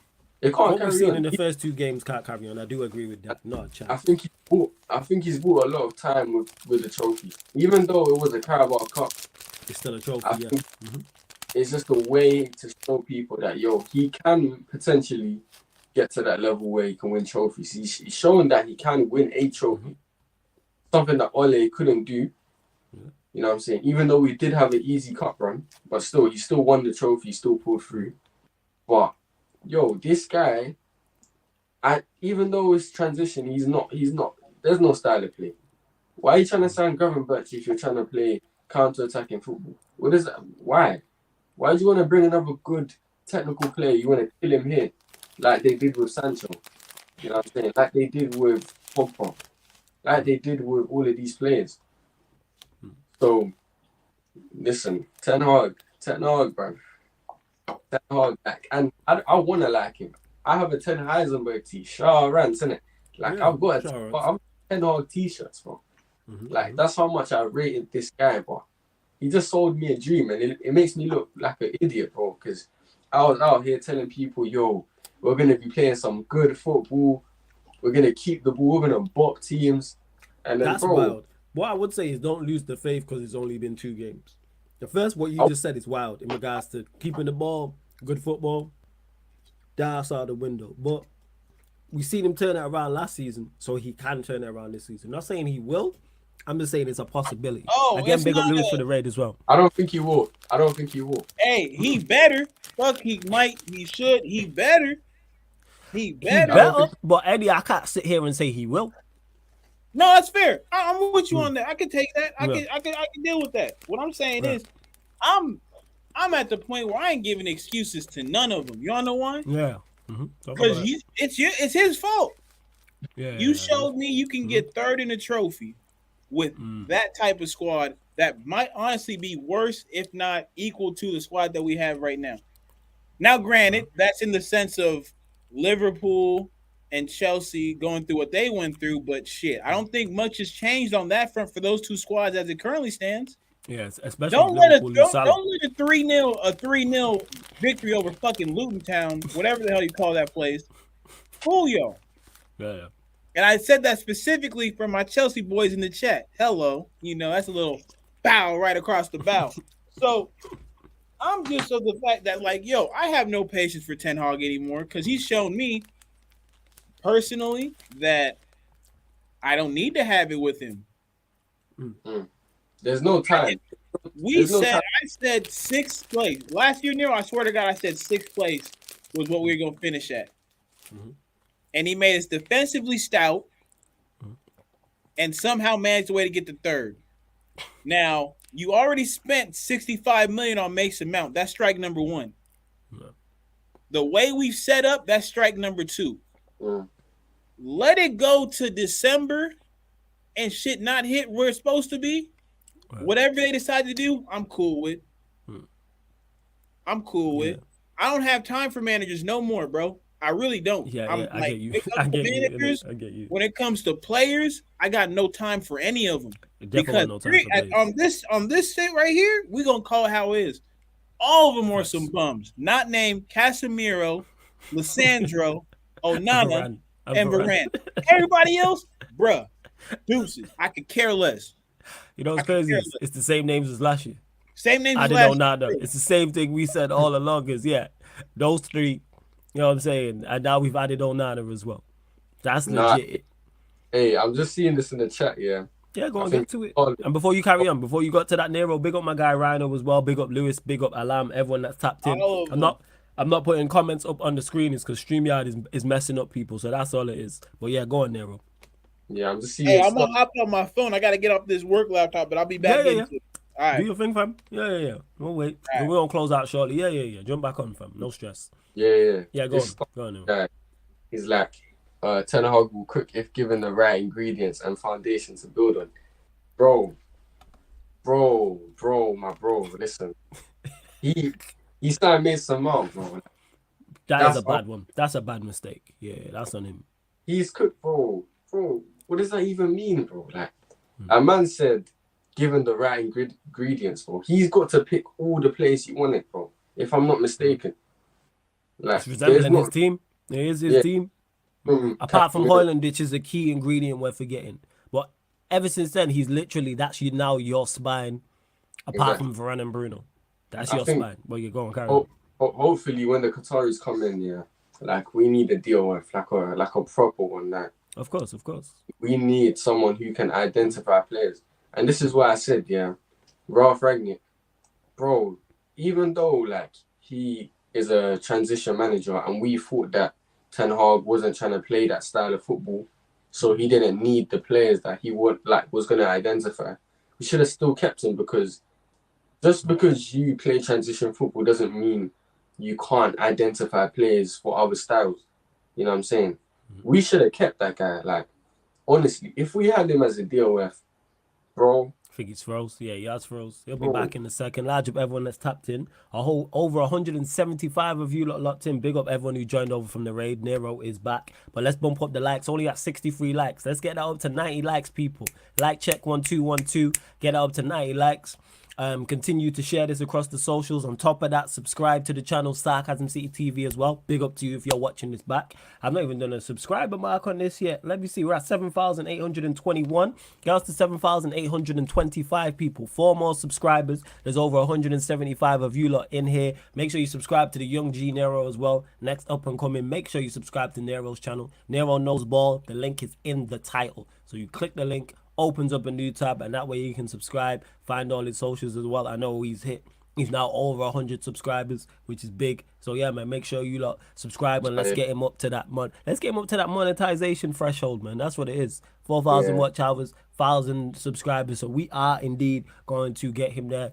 Get your questions in. Of course, if you super chat, I'll get to it as well. But go on, carry on, Nero. Did I cut? Did I cut? You froze a little bit. Yeah, now you just froze a little bit. It's cool though. Go back. Yeah, I was saying, like, with Ralph, the fact that we let him go, bro, I feel like Ten Hag wanted him to go because he knew that I feel like Ten Hag knew, he was going to get the full power. Like, he knew he was going to get the full power because Ten Hag is just signing players that he knows. That's not scouting. That's not really scouting. Like, he still thinks it's Ajax. He's signing players that that would actually play for Ajax's team. Anthony, Amrabat, Onana, Lissandro. I'm not saying these players aren't good. They're good players, but there's no creativity behind it, bro. Like, there's no real pool. Ten Hag hasn't got pool. Like, I don't know what I have to say to people. Like, when a proper player signs for Man United, like, I'm talking world class, yeah. It has nothing to do with Ten Hag. It is just short. Yeah, because like, he's still building up. I hear that. I think that's a fair Yeah. assessment because he's still his profile's still building. He's in the building stages. Because this is his first shot at a big club, and that's Yeah, no disrespect to Ajax, but like this is his first shot at. And when I say a big club, I'm talking about an elite level club. Like going to a United, a Liverpool, a Real Madrid, a Bayern Munich is different. They're managing Ajax. Ajax is like the tier below, just in terms of forget quality, just in terms of notoriety. You're under everyone. As soon as you manage one of those clubs that I mentioned, everybody knows you. If you go if Real Madrid today go and sign a manager who none of us have heard of, we all know about him. We all know about him. We're all researching him. We're all talking about him instantly. Once you're there, same with Manchester United as well. Same with Liverpool, for example. Same with the Bayern Munich as well. But go on, carry on. Yeah, like even with Liverpool when they went and signed Endo, now everyone. Yes. Exactly. Prime example because of the caliber of club they're at, and Ten Hag's where Klopp was when he signed Liverpool. Like, all right, this is your time to show you're of a certain level. Like, you've done well in Germany, but now it's your time at Liverpool. And that's where Ten Hag's at. You've done well at Ajax. Now it's your time to do the business at Manchester United. No, but yeah, like he don't have pool. Like, if I'm being honest, he don't have pool. Ten Hag, like I don't really think he knows what he's doing. Really and truly. Really? Like, Okay. I don't think he knows. Honestly. And just to touch Starlord who says time will tell with Mount. Yeah, time will tell, but currently it's looking horrible. Bro. That's what it is. And people could say, oh, it's just 2 games. And normally I would say that if it was somebody who was unknown. So for instance, say Højlund makes his debut, or when Højlund makes his debut, and he's not good for the first 2 games, I'm not going to write him off as a bad signing because it's just 2 games and I don't have much evidence to go to. This comes full circle towards the start of the show. We've seen enough of Mason Mount. And we've watched him at Chelsea for 3 years now. Straight. And now he's come to Manchester United and he looks the same. There's no improvements that can be made with him. Now, can we get better performance out of him? Yeah. To get him to average, above average, decent / good? Yes. But is he of the caliber of where Manchester United want to go to? No. He never has been. Never. He never has been. Like, let's call a spade a spade. Now, could Højlund be that? Potentially. But at least there's the unknown because we haven't seen him. Martinez. If we were having this conversation when we signed him, it would have been potential. Now we're all in agreement that, yeah, he's definitely good enough for where Manchester United are trying to go. Malacia, we don't know. Onana, so far, it looks good. We'll see. But with Mount, the reason why I'm so much more harsh with my critique is because I've watched him. I have enough evidence. If this was a case in the court system, there's enough evidence to convict man. That's the point I'm making. There's enough evidence to say, yeah, you're guilty, and put that man away. Yeah. That's what it is. Whereas with a Højlund, for example, with a Onana, for example, a Malacia, for example, there's not enough evidence as of yet. I've given people enough time to succeed or not succeed. I've watched Mount enough. Because guess what? I've watched enough Chelsea. And I've seen him at Manchester United, and I'm like, this looks the same. So that's why it's not like, oh, time will tell. No, it's a horrible signing. If he turns it around, I hold my hands up and say, hey, I called that wrong. But I know I called that right because it's blatantly obvious. Same way Ollie was a bad manager was blatantly obvious. But yeah, go on there, bro. We all want to be wrong about Mason Mount. Like, I want to be sitting here and saying, like, yo, I was totally wrong. I want to be sitting here saying, like, yo, like, this was an amazing signing, but I have to be real with people. Like, it's not gonna happen. Bro, it's just not gonna happen, bro. And I think when Eddie was saying that the first strike was signing Mount, second strike was not knowing what he wants to do with the team. I think the third strike is if Højlund, if Højlund gets back to full fitness and he's just trash, like proper trash, and there's no hope, that's gonna get him the sack 100% because who identified it? We still don't know. Where did he get this player from? Like, Like, where was the thought behind it? I don't know, like, what happened in it, but it's a weird one to me because we paid a lot. We paid a lot for this guy. Obviously, he still needs to nurture and everything, but if he doesn't slot in and get going, not straight away, but if he doesn't show signs that he's the guy and can be the guy, I think that's what gets him sacked, honestly, because he's had too much power, too much money, bro. Way too much money.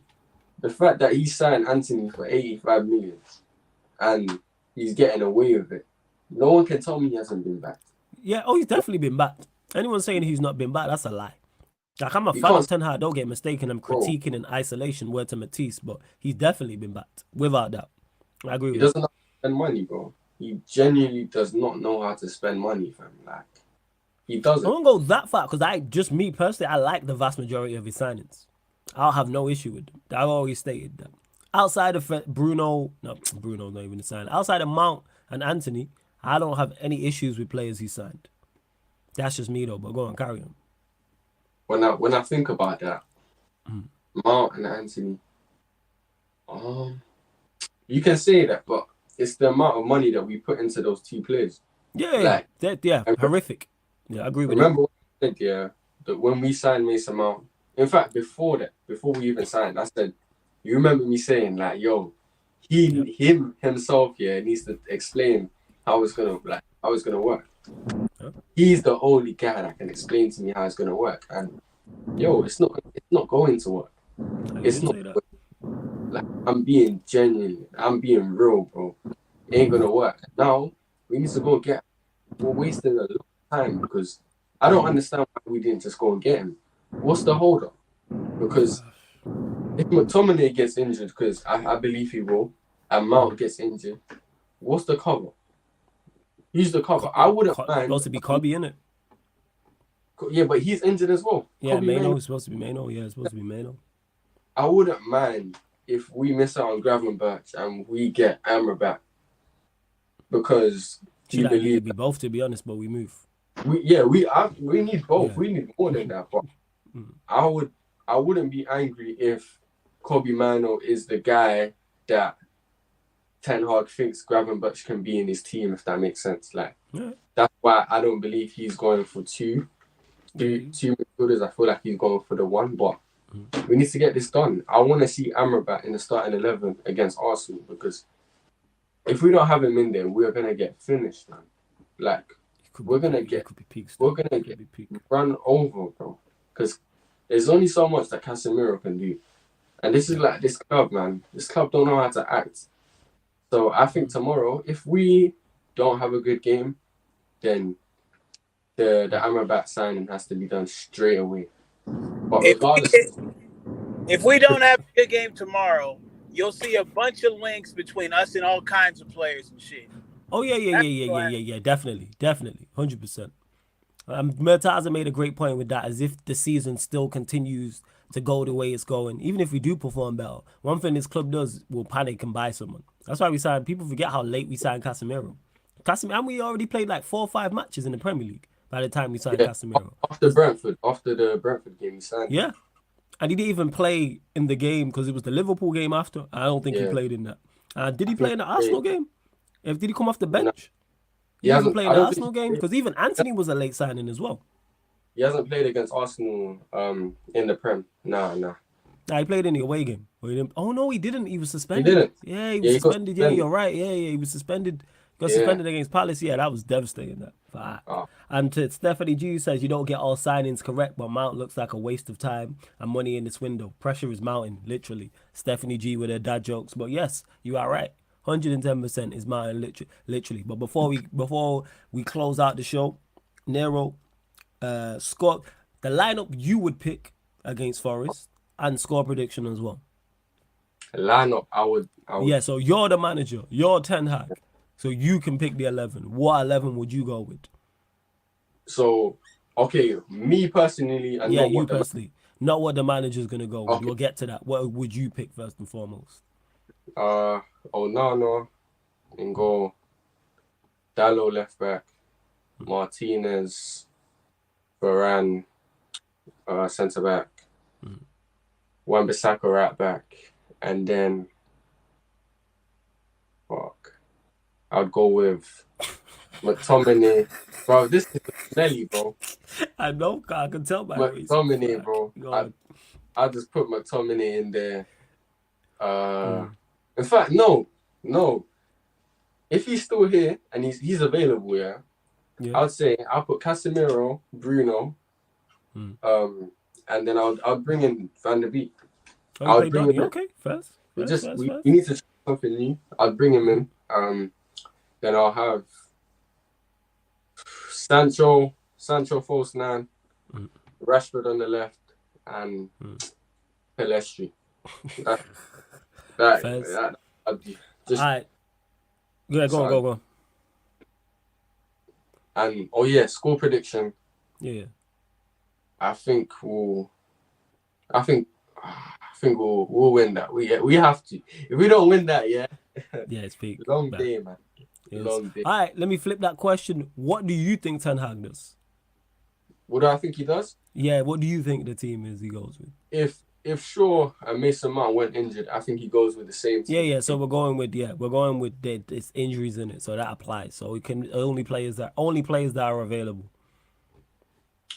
Players that are available. I think he goes with the same team, but he puts Dalot at left back, and he puts McTominay instead of Mount. So you reckon the front three is gonna be Garnacho, Rashford, Anthony? Yeah. I think so. Front three. That is crazy. If you will, I believe so. That's the thing. He could though. He's gonna do this. That's for Chris. Eddie, you there? Yeah, I was listening. Yeah. Nah, cool. Now I want to get your thoughts. So yeah, what would your lineup be? You're the manager. What would your lineup be against Forest? I probably do the same thing. I'm gonna go Dalot left back, Martinez, Varane, Bissaka, and then I'm probably in midfield. What I would do, I'll probably go with the same midfield as also. I'll probably go Donny. I wouldn't even put Bruno. What the fuck I'm talking about? Donny, Ericsson, and Casemiro. Ooh. And then, because I think we'll have a lot of the ball. I think we'll have a lot of the ball tomorrow. We'll go about Ericsson. Yeah. But I think he might get the start with Mount being gone. Who else? Yeah. Front three wise. Yeah. Fuck it. I'd probably just go. It's gonna sound crazy when I say it. It really will. I'm gonna go Sancho off the right. Okay. I'm gonna go Martial through the middle, and I'm gonna go Rashford off the left. Okay.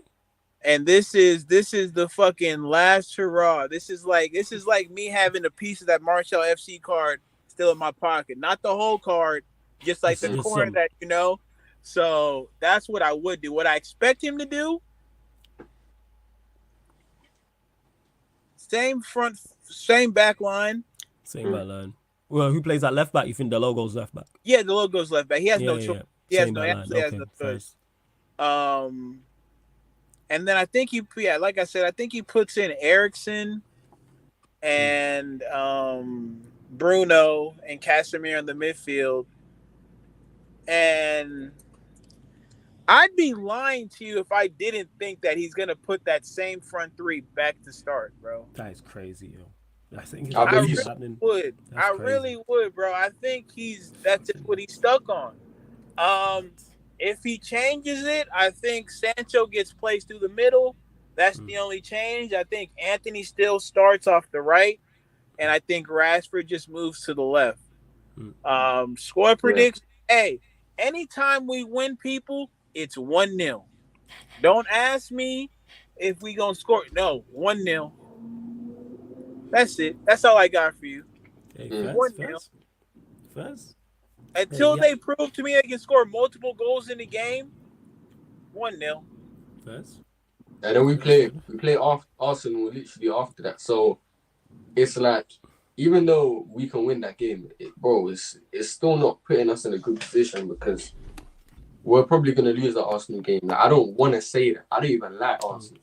But, bro, that is a game that you can't just walk in there and try to play Garnacho and Anthony and think you're going to win, bro.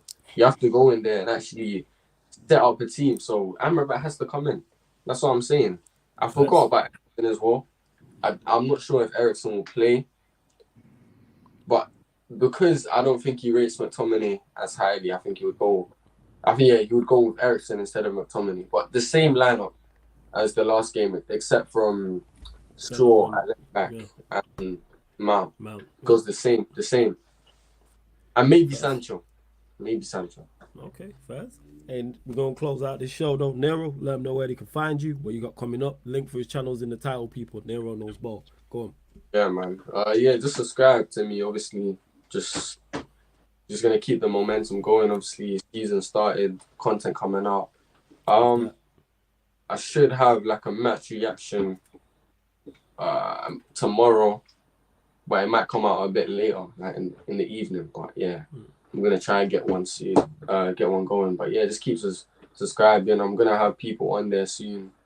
But yeah, man, keep showing love. Obviously, thank you for having me on here as always, man. Anytime, man. You already know. You know what I'm saying? Big up as well.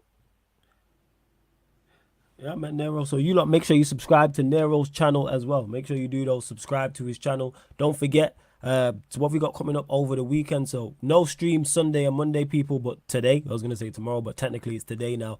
Technically it's Saturday. Sorry, in the UK. Obviously you'll get the watch along. Manchester United, Nottingham Forest, 2:30 p.m. The live stream will start. So it'll be 30 minutes before kick off, people. 30 minutes before kick off it will be. And on top of that, we still got content coming up, so we're going live in 5 minutes on the Twitch, people. Big fights, big nights only podcast. Usyk versus Dubois preview, people. That's on the Sarcasm City TV Twitch. So we're doing Alexander Usyk, Daniel Dubois. Yeah, it's this weekend, fam. Yeah. Oh yeah, it's tomorrow, isn't it?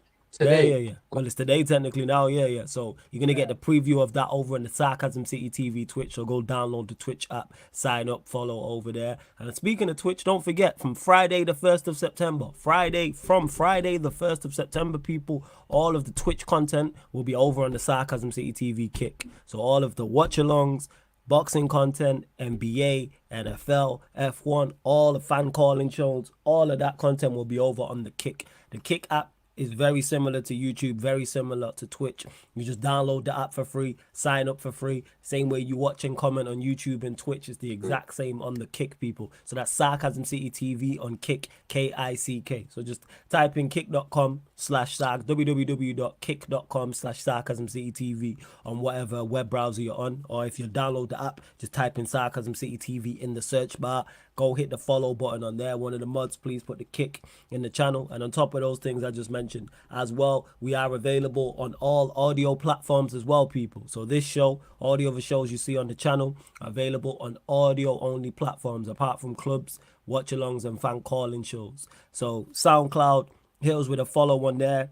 Spotify, all you Android users, if you be using Spotify, and everybody listening on Spotify, here's a follow and 5-stars as well, because people have actually been listening. So big up to all the audio listeners, in particular on Spotify, because that's where we get our biggest numbers. iTunes as well, all you iPhone users, 5-stars on iTunes. Just type in Sarcasm City TV, leave us a review. Because it's just, like I say, if you ever want to watch while you're cooking, while you're cleaning, while you're driving, while you're at work, you may be on your way to work, you might be in the gym, you might just not want to have the YouTube app open. You can listen on the audio platforms, people. Just type in Sarcasm City TV. And if there's an audio platform it's not on, let me know and I get uploaded to it. That's how much I fucks with you lot as the audience. That's how much you lot mean to me.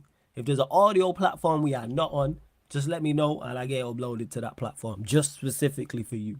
So yeah, man, big up. I appreciate it to everyone who has locked in as well. To Samson says, you leaving YouTube? No. Still get all the YouTube content same way. It's the Twitch. All of the Twitch content is going on Kick. So Sarcasm City TV YouTube is going to run the same way. Same content, same schedule, etc. That's running the same way. However, all of the Twitch content, apart from Pro Clubs, is going over to the Sarcasm City TV Kick. There is no stream Sunday or Monday, though, people. Because I'm at Carnival. So that's why. I'm going Carnival. I mean, I'm at Notting Hill, so that's what it is. So if you see me, make sure you say big up. 'Cause I know some of you lot will be going. So big up. Say big up if you see me, people. What you say, Nero? No, I just say fairs, innit? Fairs.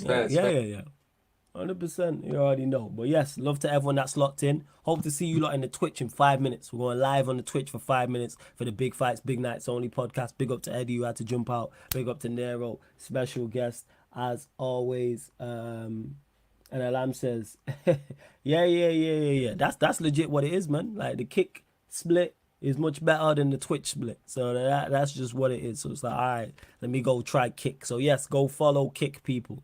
Go follow Sarcasm City TV on the kick. Stephanie G, I will thoroughly enjoy the carnival. Big up. But like I said, back live in 5 minutes on the Sarcasm City TV Twitch. ManDem United podcast will be back Tuesday with myself and Ivorian. But love to everyone that's locked in. This has been the Sarcasm City TV. This has been the ManDem United podcast on the Sarcasm City TV YouTube.